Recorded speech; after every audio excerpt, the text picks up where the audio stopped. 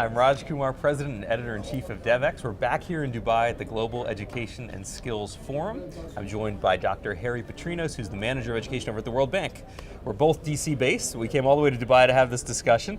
The World Bank this year in particular is very much focused on the education issue.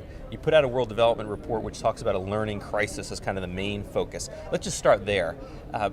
Those are strong terms, learning crisis. Is that really what's happening in the world today?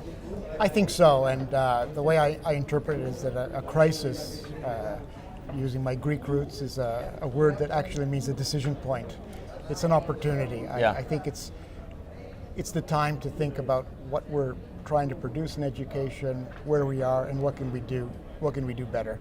I think the global community has recognized that education is a priority, and we've recognized that there is a learning gap and something that needs to be addressed now. But yet, as I've talked to lots of people here at the conference, it doesn't feel like there's that kind of step change. Maybe there's a recognition of the crisis, but it still feels like our systems and our approaches are antiquated compared to the challenges of 2030, which is the big discussion here in Dubai. Is that how you feel about it? Where do you think we are in the trajectory of actually solving the crisis? I think we're still early days, but I think we're running out of time. Industry is moving forward. We have the Industry 4.0. Right. These terms are real. The technological revolution is real. It's having real impacts in the world of work.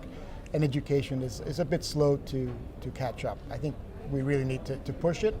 We've had the benefit over the last century, I think, of education being able to keep up with those technological changes and be a force for equity, for development, for poverty reduction. We've had all that. I think we're at the point in time where the race seems to be led by technology, and education's having trouble keeping up. We need to push the reforms. We need to arm the educators with the information and tools they need to affect change. How much of the issue is funding? There's a funding gap, right? I think the World Bank report, you talk about a $39 billion gap. How much is that the money, or how much is it kind of the policies, the reform? Where do you see the focus ought to be? I think more resources are beneficial. I think we also need to make the system more efficient, recognizing the problem, taking action early on.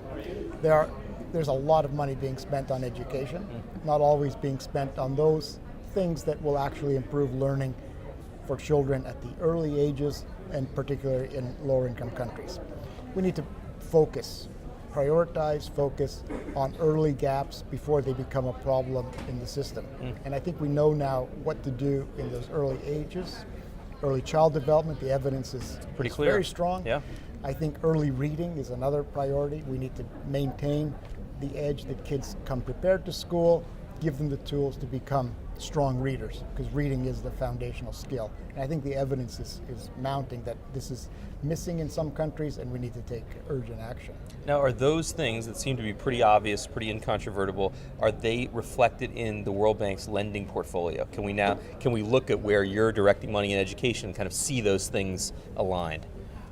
I think so. I will give two data points. One is the amount that we spend on the education system, recognizing that the issues that we're talking about aren't isolated. These are systemic issues. So we're focused much more focused on the education system itself rather than particular subsectors. Sure. The other data point is that our lending to early childhood education, early childhood development has increased by a lot.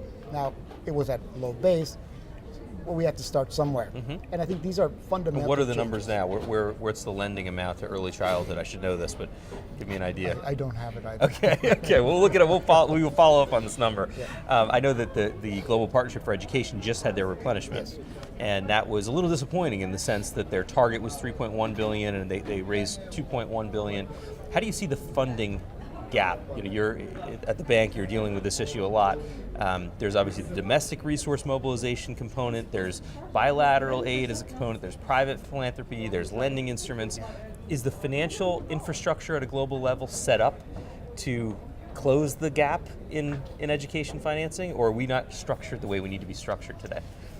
I think we are there. I think there's a lot of interest in education from many different players. For a long time, it was always multilateral, bilateral financing, there's a lot of players involved, and I think we are doing a lot more collectively. I think we need to ramp this up.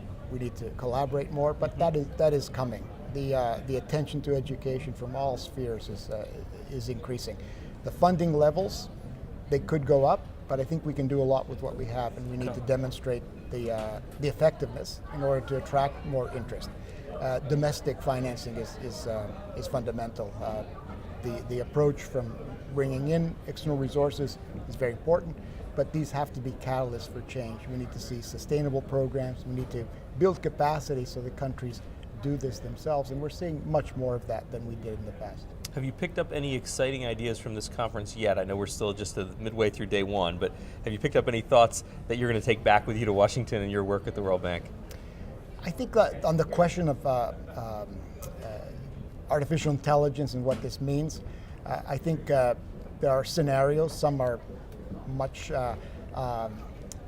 less desirable than others, Sure. but there are a lot of people here who are doing interesting things with technology. The certification of learning, I think this is a big win for us if this can be scaled up, and many other approaches, pilots to use technology to personalize learning, which I think is fundamental for educational change. So it was good to hear that people are optimistic about this, and they're seeing some pilots. The challenge would be to scale these. Absolutely, yeah, that is the challenge. There are so many challenges talked about here, but one of the great things about this forum is you have so many perspectives from so many industries coming together, plus all the great teachers, the 50 best in the world, Yes. wandering the halls. It's an inspiring event to be at. Definitely. Thank you for taking a little time to speak with us. We are going to continue to follow the World Bank's work on this, and we'll be at the spring meetings just shortly, and we'll be talking education as well there.